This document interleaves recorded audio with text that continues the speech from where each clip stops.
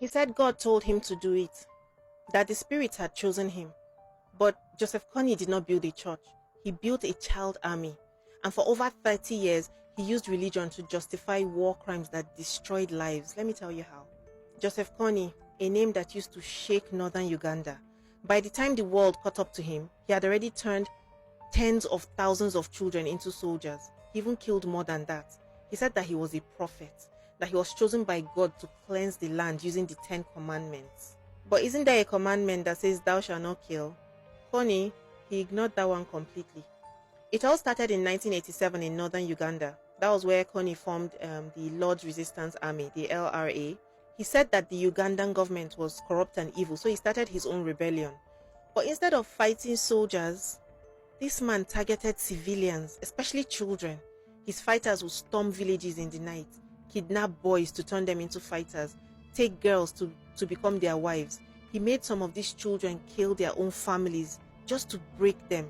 He forced them to march barefoot through forests, hungry, bleeding, afraid. If they tried to escape death, if they cried death, if they disobeyed death. Simple. And while the world wasn't watching, Kony's power grew.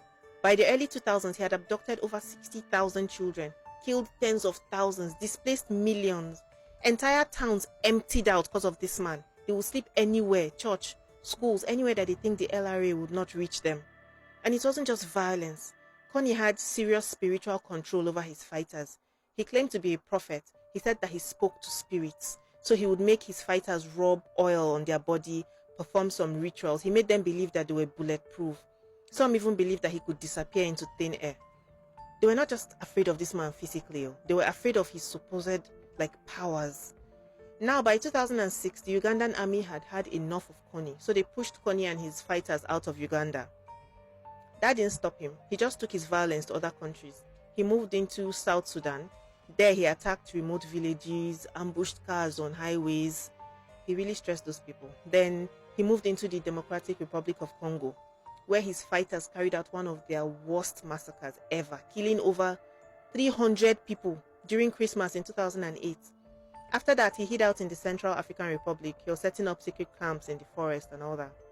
And now the gist is that he's hiding somewhere in Darfur, in Sudan, still alive, still free.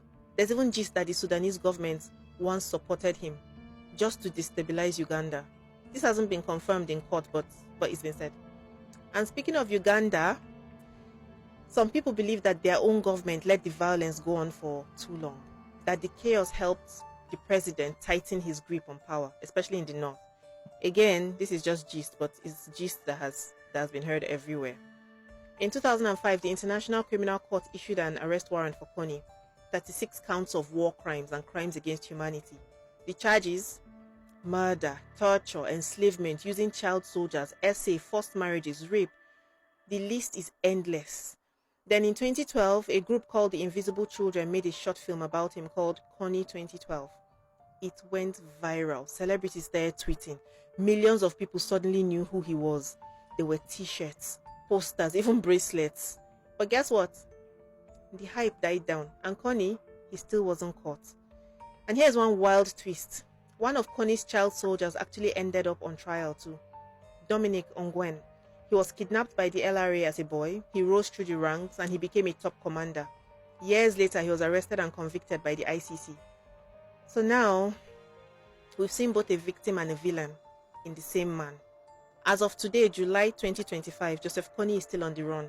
His fighters are fewer now, maybe just a few dozen. But the damage that he has caused, still fresh, still real, still hurting people. In September 2025, the ICC is planning to hold a hearing in his absence. That's how bad it has gotten. The world is trying to prosecute a man who is not even in the room. That's how long he has been missing. Some say maybe he's dead. Others say maybe he moves between borders, protected by old networks or like spiritual fear or something. What we do know is Kony turned religion into a weapon. He destroyed generations of children. And the fact that he's still out there, it's one of the biggest failures of international justice. Thank you so much for watching this video. If you like stories like this, please follow me. I tell them all the time.